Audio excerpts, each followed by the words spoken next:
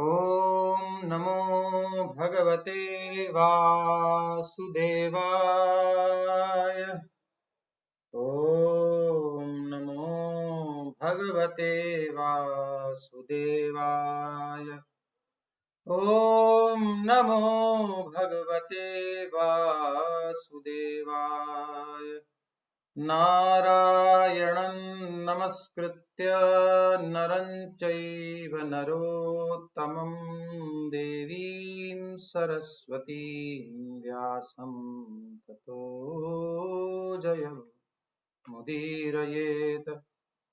नष्टप्रायेष्व भद्रेषु नित्यं भागवत सेवया भगवत्युत्तमश्लोके भक्तिर्भवति नैष्ठिकी।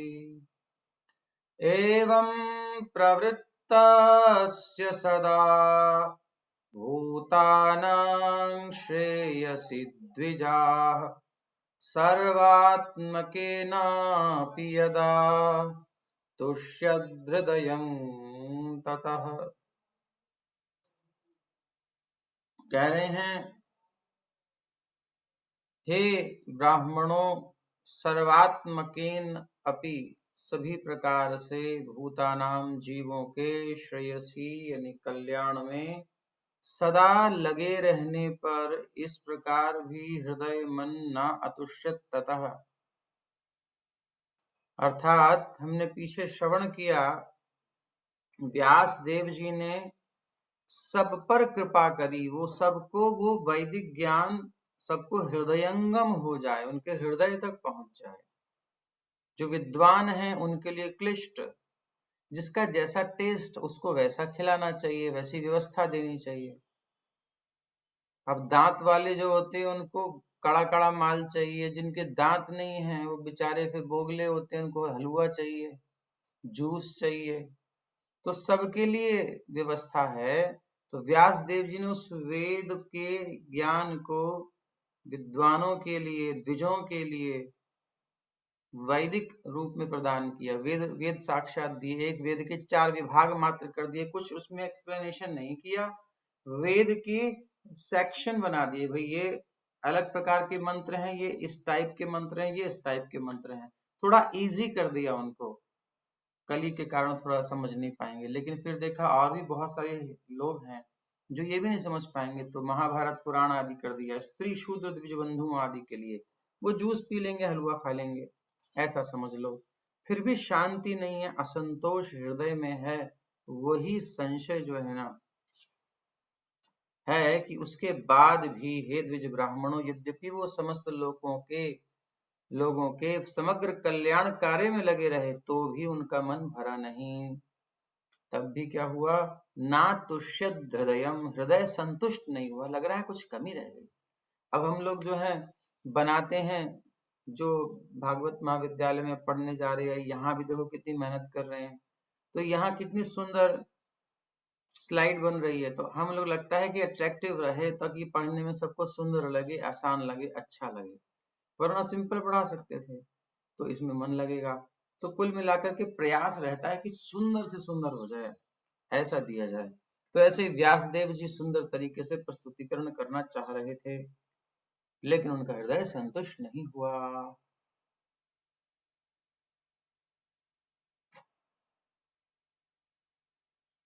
तो अपने कर्तव्य के संपन्न होने से चित्त में संतोष होना आवश्यक है।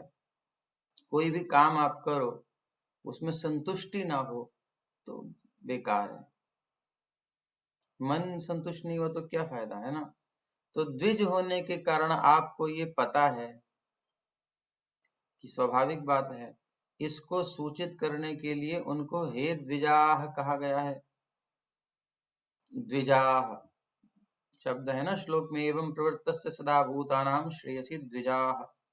तो द्विजा क्यों कहा है, इसलिए कहा है कि आप जानते हो जब तक आप संतुष्ट नहीं होगे तब तक कार्य पूरा हुआ नहीं है, इसका मतलब ये कहकर संबोधित कर रहे हैं। इसमें एक संदेश है।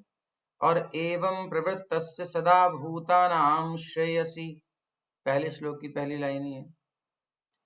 जीवों के हर प्रकार के श्रेय की प्राप्ति के लिए उपकार करने में लगे हुए श्रील व्यासदेव का जब अपने कृत्य को करने के बाद भी मन संतोष और स्वतंत्रता को प्राप्त नहीं हुआ, तब ततः आगे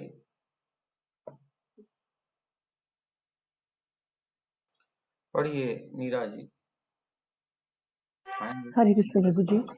तात्पर्य श्रील प्रभुपाद जी के अनुसार श्री व्यासदेव अपने आप से संतुष्ट नहीं थे, यद्यपि उन्होंने जन सामान्य के चतुर्दिक कल्याण के लिए वैदिक साहित्य तैयार किया था।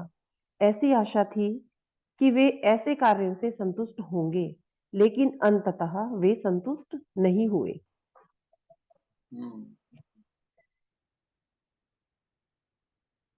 नाति प्रसीदत् हृदयः सरस्वत्यास्तटे शुचौ वितर्कयन् विविक्तस्थ इदं चोवाच धर्मवित्। अनुवाद। इस प्रकार मन में असंतुष्ट रहते हुए ऋषि ने तुरंत विचार करना प्रारंभ कर दिया, क्योंकि वे धर्म के सार के ज्ञाता और मन ही मन कहा ज्ञाता थे और मन ही मन कहा। उन्होंने मन ही मन कहा। मन ही मन क्या कहा, ये अगले श्लोक में है। तो जब इस प्रकार हृदय में अति प्रसन्न नहीं हुए, इससे संतोष नहीं हुआ, तो शील व्यासदेव चित्त की एकाग्रता के लिए सरस्वती के तट में निर्जन देश में बिल्कुल एकांत में, जहां कोई जन ना हो, ऐसी जगह जाकर के और स्थित होकर विचार करने लगे। तो कभी कोई डाउट होता है, कोई समस्या होती है, तो भीड़ भड़कते से थोड़ा दूर चले जाना चाहिए, अकेले आ जाना चाहिए वृंदावन, गोवर्धन की परिक्रमा में चला जाना चाहिए। नहीं तो अगल बगल में बहुत सारे कुंड हैं, अब जैसे नारद कुंड में पहुंच जाना चाहिए। वहां पर हो सकता है नारद जी मिल जाए या व्यासदेव जी के पास आने वाले हैं। एकांत में बैठ करके, साइलेंट करके, फोन बिल्कुल बंद करके, दिमाग से निकाल करके 2 घंटे, 4 घंटे, 5 घंटे, 6 घंटे, 10 घंटे, 1 दिन, 2 दिन, जितनी सामर्थ्य है, थोड़ा मन स्थिर करके शांत होके अपने प्रभु से, उस वातावरण से जुड़ना चाहिए, ब्रजमंडल की या कहीं एकांत जहां भी आप जाएं, थोड़ा सा अपने मन को समाहित करना चाहिए, तो उत्तर मिल जाएगा। तो ये ऐसा ही करने लगे। मेरे असंतोष का क्या कारण है? इस प्रकार से विचार करते हुए अपने मन में ही खुद को कहने लगे। इस प्रकार से वितर्क करने का हेतु क्या है? तो इस प्रकार हैं, भाई खुद से खुद में प्रश्न कर रहे हैं और खुद से खुद सोच रहे हैं चक्कर क्या है। तो कह रहे हैं कि धर्मवित हैं, अधिकारी होते हुए भी मेरी कृति से मुझे ही संतोष रूपी फल प्राप्त नहीं हुआ, तो फिर अन्य को कैसे मिलेगा? तो धर्म के इस रहस्य को वो जानते हैं। हमारे प्रयास से हमें ही संतोष नहीं तो दूसरे को कहां से होगा? ऋषि अपने मन के असंतोष का कारण ढूंढने लगे। सिद्धि तब तक नहीं मिल पाती जब तक कोई हृदय से संतुष्ट ना हो। ये बात बहुत सुंदर है। हृदय की तुष्टि को पदार्थ से परे ढूंढना होता है, और ये हृदय का संतोष संसार में कहीं नहीं मिलेगा, पदार्थ से परे भगवान से मिलेगा। ये तो इनके रचनाओं में श्री कृष्ण को पकड़ाने का जो उद्देश्य था वो पूर्ण नहीं हो रहा था। लोग सब पढ़ पढ़ा करके भी श्री कृष्ण को प्राप्त नहीं कर पाएंगे, बड़ा कठिन है उनको पकड़ाना। तो उन्होंने सोचा हमने हलवा बना दिया, लगता है जूस निकाल के ही देना पड़ेगा, प्रॉपर जूस सीधा पियो जा करके। पैकिंग वैकिंग तो लगती है भाई जूस में भी, थोड़ी बहुत कहीं ले जाना हो तो पैकिंग का मतलब थोड़ा बहुत तो चरित्र और भी है, जूस ही है, लेकिन जूस की ही कवरिंग है।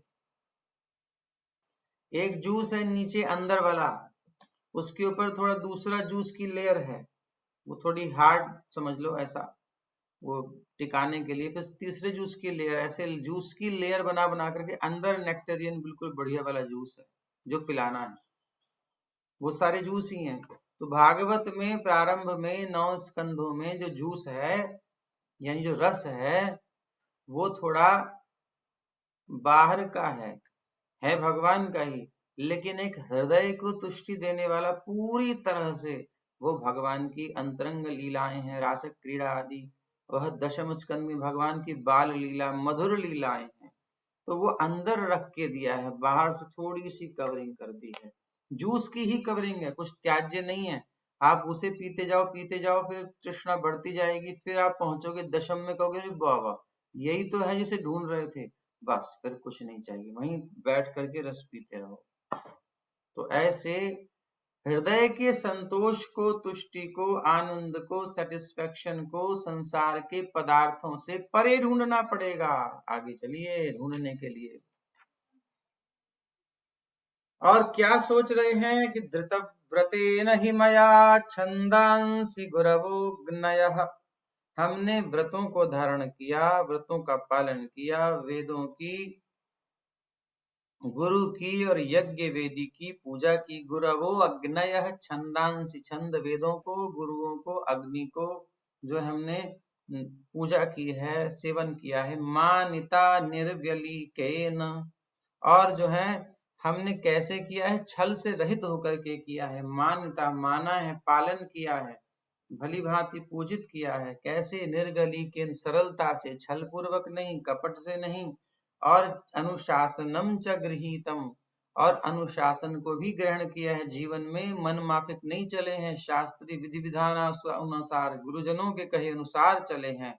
और भारत व्यपदेशेन, और हमने जो है महाभारत की व्याख्या के माध्यम से शिष्य परंपरा को भी अभिव्यक्ति दे दी है। ही आमनाय आर्थश्च प्रदर्शिता, आमनाय परंपरा, काय की परंपरा, ज्ञान की, शिष्यों के द्वारा ही तो जाएगी। उपदेश किसको दिया जाएगा, उपदेश शिष्यों को, तो गुरु शिष्य परंपरा से जो है अभिव्यक्ति भी प्रदर्शित, अभिव्यक्त किया है, प्रदर्शित किया है। भारत यानी कि महाभारत की व्याख्या करके, दृश्यते महाभारत के रूप में व्याख्या करके। दृश्यते यत्र धर्मादि, जहां पर क्या दिखाया जाता है, धर्म के मार्ग का अवलोकन कोई करना चाहे, धर्म समझना चाहे, किस किस का जी, स्त्री शूद्र अन्य बंधुओं के लिए, जो नहीं पहुंच पाते वेद तक, वो इन धर्म शास्त्रों में जाकर के वेद का वो सार निकाल सकते हैं। तो इस प्रकार से हमने प्रयास किया। पढ़िए। अनुवाद। मैंने कठिन व्रतों का पालन करते हुए वेदों की, गुरु की तथा यज्ञ वेदी की मिथ्याडंबर के बिना पूजा की है। मैंने अनुशासन का भी पालन किया है और महाभारत की व्याख्या के माध्यम से शिष्य परंपरा को अभिव्यक्ति दी है, जिससे स्त्रियां, शूद्र तथा अन्य द्विज बंधु लोग भी धर्म के मार्ग का अवलोकन कर सकते हैं। वो भी देख सकते हैं जी।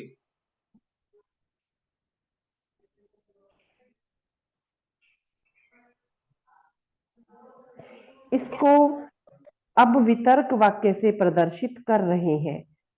धृतव्रतेन इत्यादि 4 श्लोकों से व्रत पालन करने अर्थात वेदों की सेवा, गुरु तथा अग्नि की सेवा के लिए ब्रह्मचर्य आदि जो उपयुक्त नियम है, मैंने उनका पालन किया है।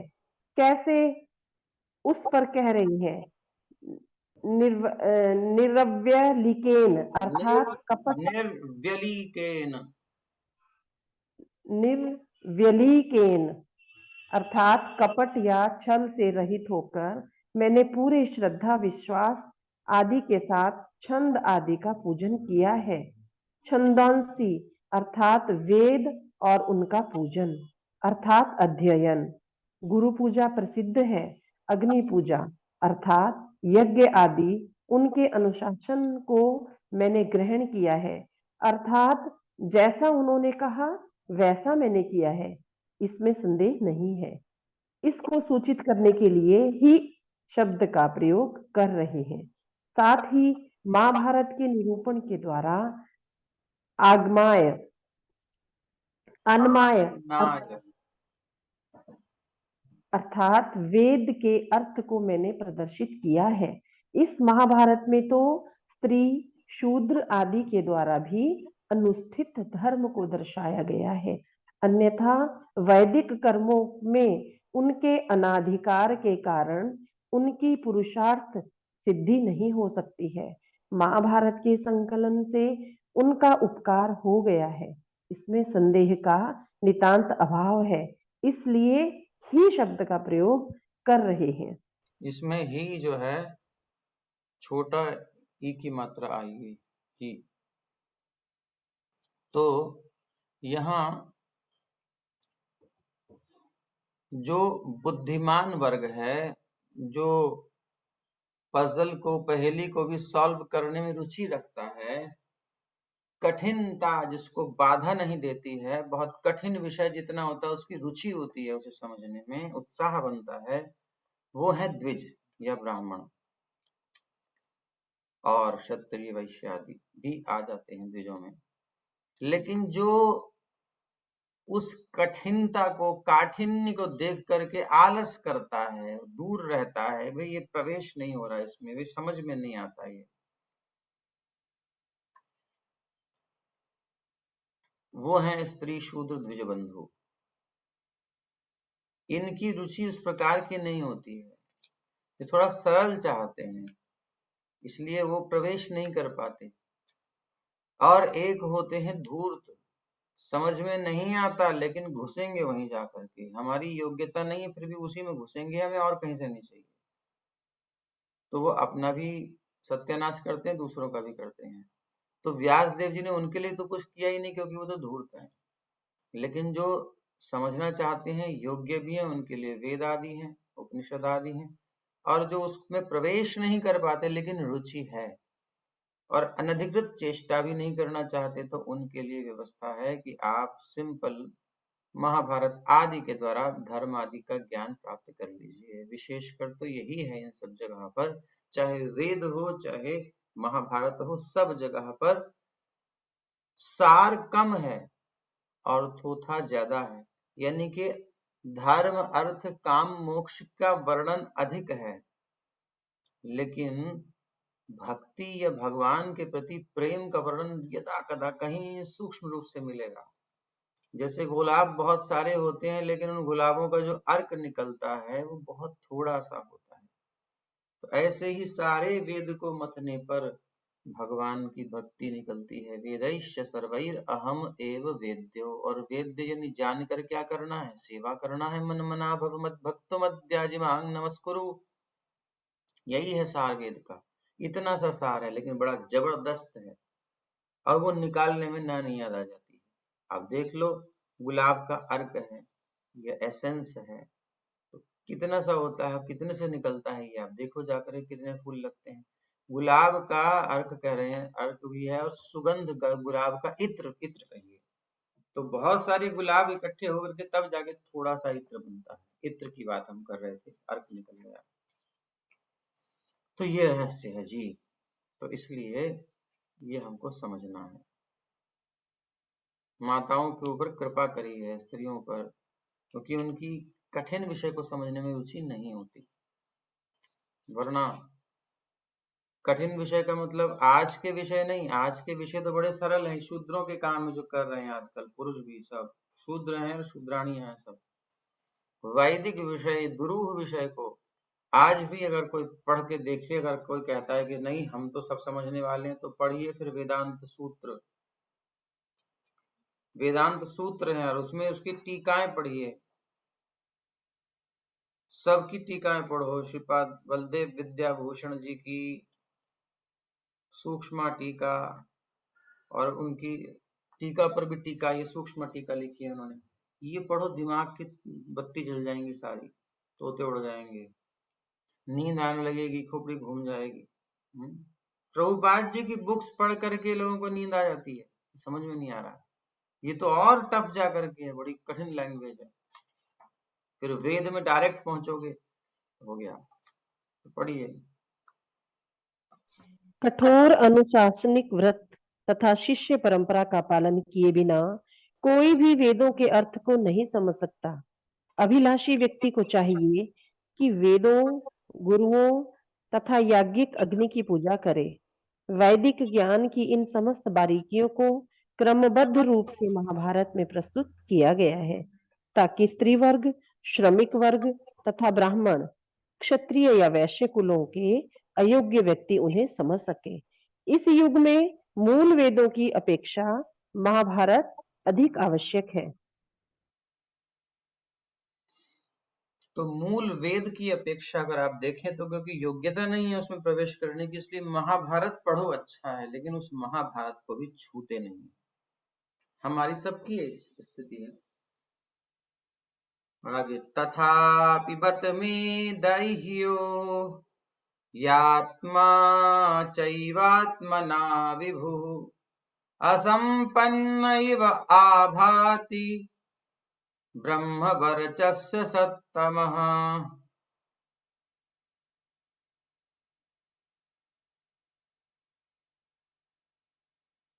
वेदों के लिए जितनी बातों की आवश्यकता है, यद्यपि मैं उनसे पूर्ण रूप से सज्जित हूँ, यानी वेदों को अध्ययन करने के लिए जो योग्यता चाहिए वो सब मुझ में है, फिर भी मैं अपूर्णता का अनुभव कर रहा हूँ। क्यों?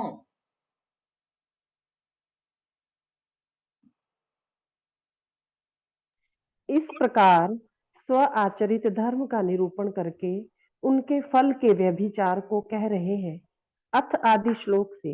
इसलिए क्योंकि धर्म आचरण के कारण मैं देह अभिमान या चकार से मनोभिमानी आत्मा ब्रह्म वर्चस्य सप्तम अर्थात वेदाध्ययन अध्यापन के उत्कर्ष से उत्पन्न तेज से युक्त साधुओं में मैं सर्वश्रेष्ठ हूँ।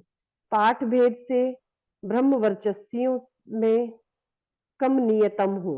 अपने स्वरूप से ही मैं विभू हूँ और पुनः धर्माचरण में सर्वदा समर्थ हूँ, तो भी अपने को असंपन्न अर्थात असंतुष्ट जैसा अनुभव कर रहा हूँ।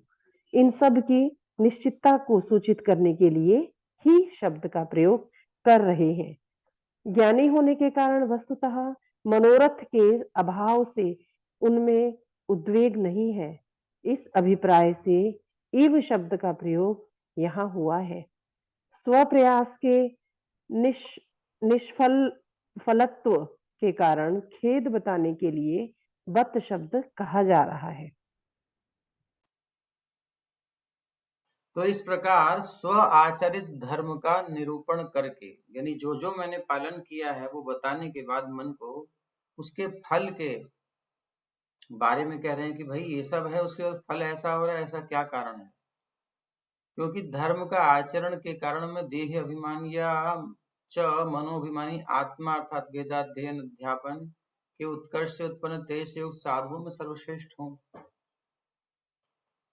पाठ भेद में ब्रह्म वर्चस्व कम नियतम हूँ, श्रेष्ठ हूँ। मतलब मेरे अंदर ये सब कुछ है, तब भी मेरा व्यभिचार क्या है या उसका विपरीत फल क्या है, जैसा होना चाहिए वो रिजल्ट नहीं आ रहा, असंपन्न असंतुष्ट जैसा अनुभव कर रहा हूं। क्या कारण है? निश्चित कोई ना कोई कारण है। वो कारण क्या है वो अब समझ गए हैं। निसंदेह श्रील व्यासदेव वैदिक उपलब्धियों से परिपूर्ण थे। पदार्थ जड़ता में डूबे हुए जीव की शुद्धि वेद वर्णित कृत्यों से ही संभव है, लेकिन चरम उपलब्धि तो भिन्न है। इसे प्राप्त किए बिना जीव चाहे पूर्ण रूप से सज्जित क्यों न हो, दिव्य स्थिति को प्राप्त नहीं कर सकता। ऐसा लगता है कि श्रील व्यासदेव ने संकेत खो दिया था, जिसके कारण वे असंतुष्ट थे।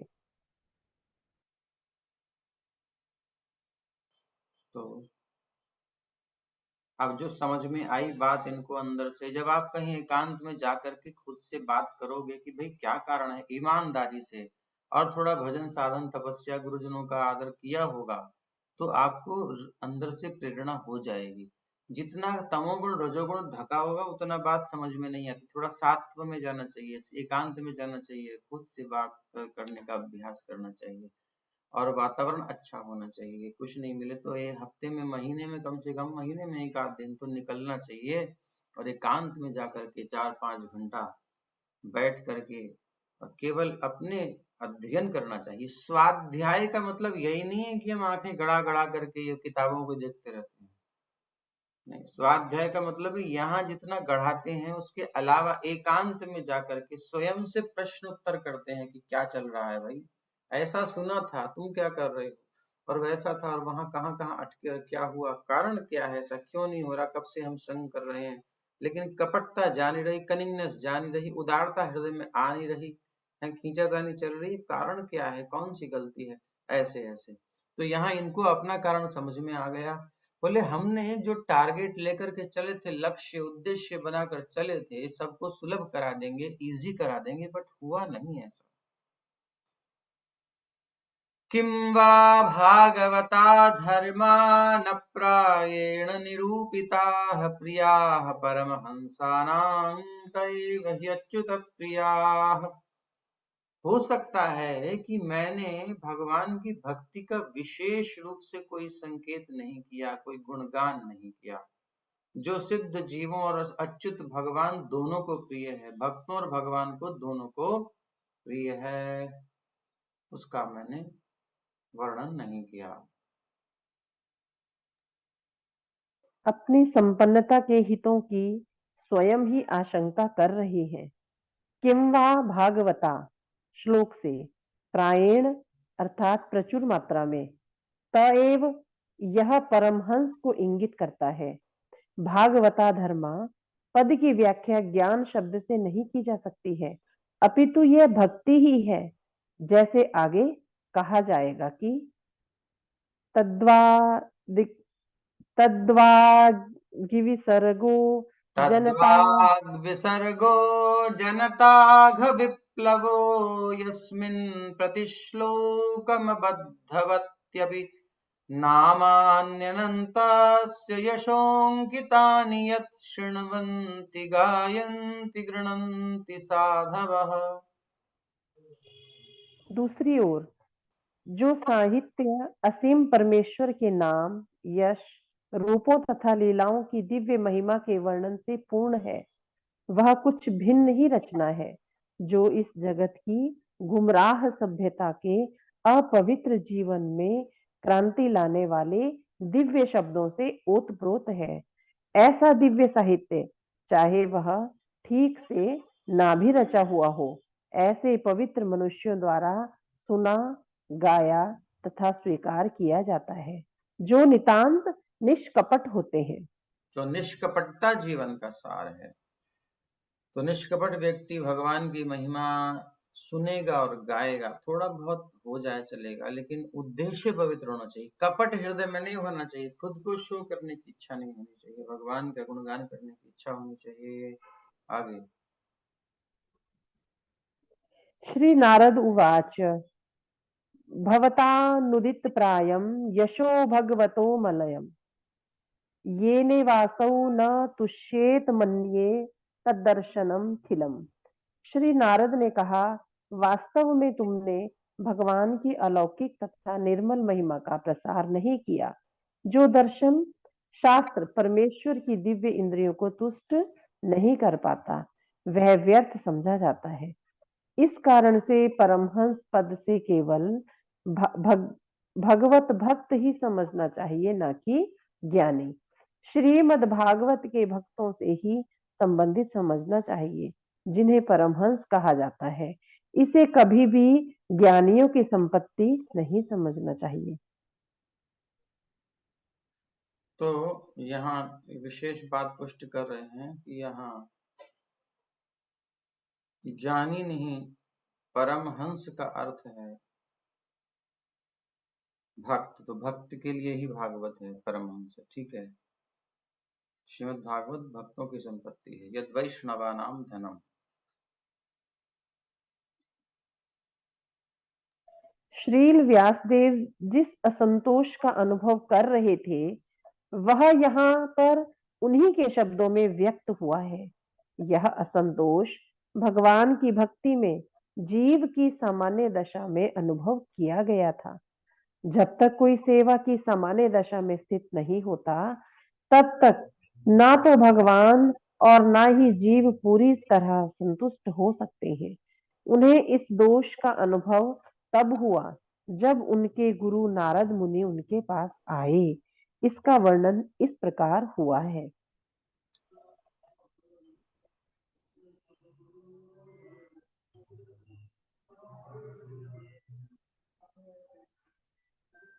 तस्यैवमखिलमात्मानं मन्यमानस्य खिद्यतः कृष्णस्य नारदोऽभ्यागादाश्रमं प्रागुदाहृतम्। अनुवाद। जैसा कि पहले कहा जा चुका है, जब व्यास देव अपने दोषों के विषय में पश्चाताप कर रहे थे, उसी समय सरस्वती नदी के तट पर स्थित कृष्ण द्वैपायन व्यास की कुटिया में नारद जी पधारे। श्री नारद जी की जय।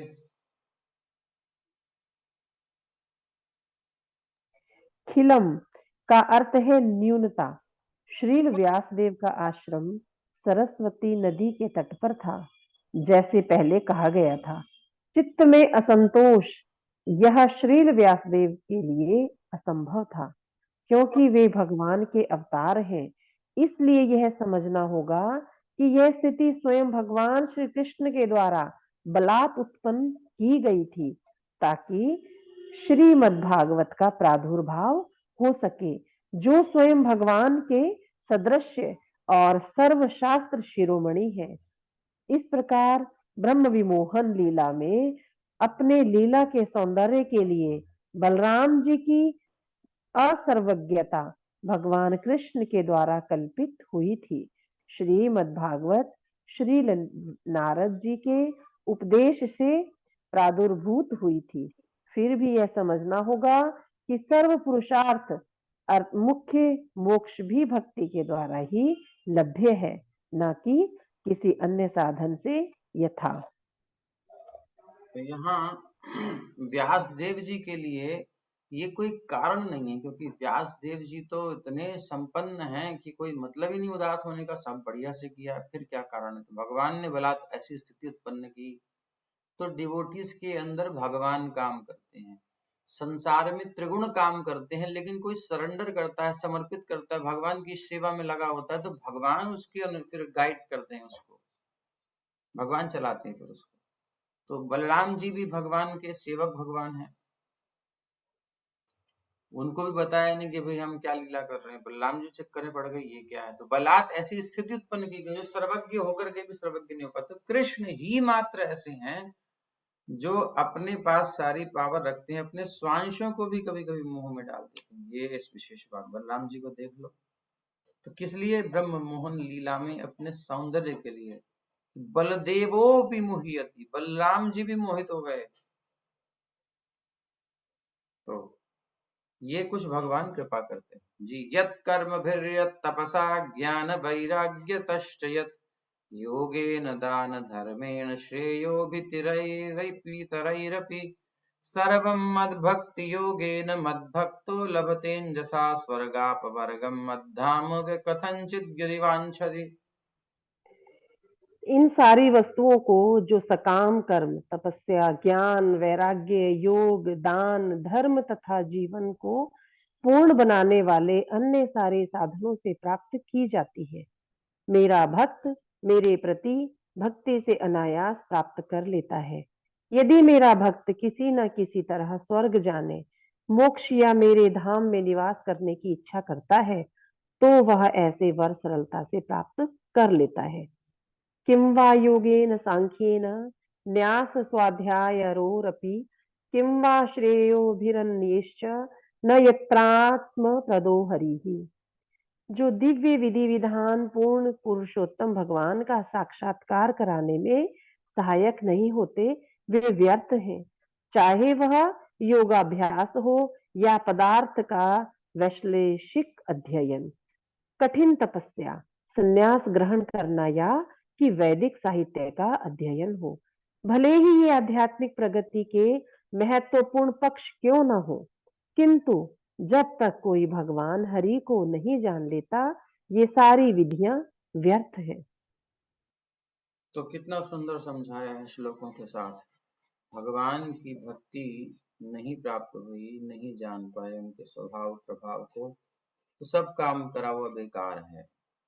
चाहे कुछ भी बड़े बड़े नाम हो, वैश्लेषिक अध्ययन, कठिन तपस्या, सन्यासी, वेद वेद वैदिक है, ये वेद पढ़े हुआ, ठीक है, नहीं पहुंचे वहां तक तो व्यर्थ है जी। और भक्ति करने से इन सब साधनों को करे ना करे, उसे डायरेक्ट चीज मिल जाएगी। मेरा भक्त मेरे प्रति भक्ति से अनायास प्राप्त कर लेता है, सब कुछ साधनों से, ज्ञान वैराग्य तपस्या, दुनिया भर के जितने उपाय हैं साधन, वो सब एक साइड में, और भक्ति भगवान के प्रति पूर्ण समर्पण एक साइड में। उसकी जो इच्छा हो सो पूरी करते हैं। संसार की भी इच्छा हो तो पूरी हो जाती है, भगवत इच्छा तो है ही है। आगे चलिए। व्यासदेव जिस रिक्तता का अनुभव कर रहे थे वह उनके ज्ञान के अभाव के कारण न थी। भागवत धर्म विशुद्ध भगवत भक्ति है। जहां तक अद्वैतवादी की पहुंच नहीं होती, अद्वैतवादी की गणना परमहंसों में नहीं की जाती, जो संन्यास आश्रम में सर्वोच्च होते हैं। श्रीमद् भागवत भगवान की दिव्य लीलाओं की कथाओं से पूर्ण है। यद्यपि व्यासदेव शक्त्यावेश दिव्य पुरुष थे, तो भी वे असंतुष्ट थे, क्योंकि उनके किसी भी ग्रंथ में भगवान की दिव्य लीलाओं का ठीक से वर्णन नहीं था। इसकी प्रेरणा श्री कृष्ण ने सीधे व्यासदेव जी के हृदय में उत्पन्न की। अतएव उन्हें रिक्तता का अनुभव हुआ, जैसा कि ऊपर कहा गया है। यहाँ यह निश्चित रूप से बताया गया है कि भगवान की प्रेमा भक्ति के बिना सब कुछ शून्य है, लेकिन भगवान की भक्तिमय सेवा में सकाम कर्म या शुष्क चिंतन का अलग से प्रयास किए बिना ही सब कुछ संभव है। भक्ति केंद्र में है तो वेद पुराण उपनिषद महाभारत आदि ब्रह्म सूत्र आदि भी रचयन करने के बाद स्वयं रचयिता व्यासदेव को संतोष नहीं हो रहा। बाल बोधनी कार गिरधर लाल गोस्वामी ऐसी बात कह रहे हैं, इस्कॉन के नहीं है वो, ठीक है। और गौड़ीय परंपरा के वैसे उस प्रकार से आप जो देख रहे हैं इस प्रकार से नहीं है, लेकिन उन्होंने बाल प्रबोधिनी टीका लिखी, बच्चों को भी समझ में आ जाए, लेकिन फिर भी लोग उसमें तर्क करते हैं कि तुम लोग कहते हो, तुम लोग कहते हो। अरे भैया, समझा रहे हैं बच्चों को।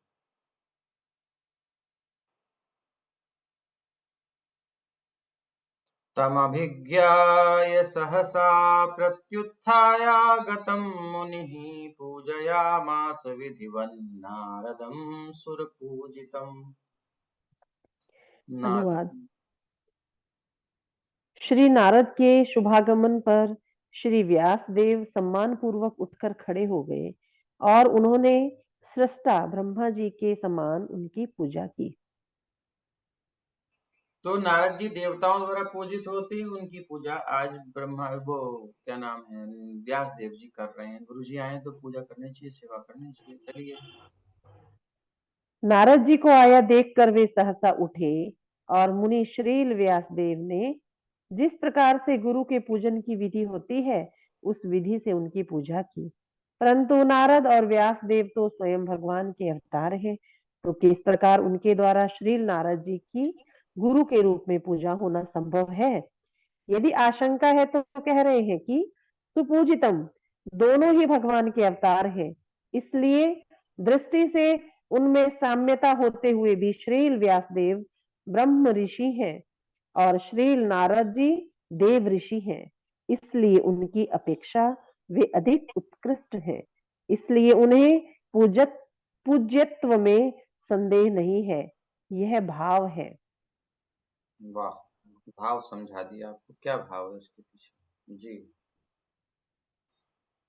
समझ नहीं पाते ना हम भावों को। विधि का अर्थ है प्रथम सृजित जीव ब्रह्मा। वे वेदों के मूल जिज्ञासु तथा आचार्य भी हैं। उन्होंने सर्वप्रथम श्री कृष्ण से वेदों को सीखा और सबसे पहले नारद जी को पढ़ाया। अतएव आध्यात्मिक शिष्य परंपरा में नारद जी द्वितीय आचार्य हैं। वे ब्रह्मा के प्रतिनिधि हैं, अतएव उनका सम्मान समस्त विधियों नियमों के पिता ब्रह्मा के समान किया जाता है। इसी प्रकार श्रृंखला के अन्य क्रमागत शिष्यों का भी सम्मान आदि गुरु के प्रतिनिधियों के समान ही किया जाता है। तो यहाँ पे पूजन चल रहा है, पूजन करने देते हैं, विधि का पालन। फिर मिलेंगे आगे। श्रीमद्भागवत महापुराण की जय। शील प्रभुपाद की जय। नारद जी आज भी भ्रमण कर रहे हैं, किसी को मिलना हो तो मिल सकता है, बस कॉलिंग सच्ची होनी चाहिए। जिज्ञासा सच्ची होनी चाहिए, आज भी समाधान देने को तैयार हैं। धन्यवाद।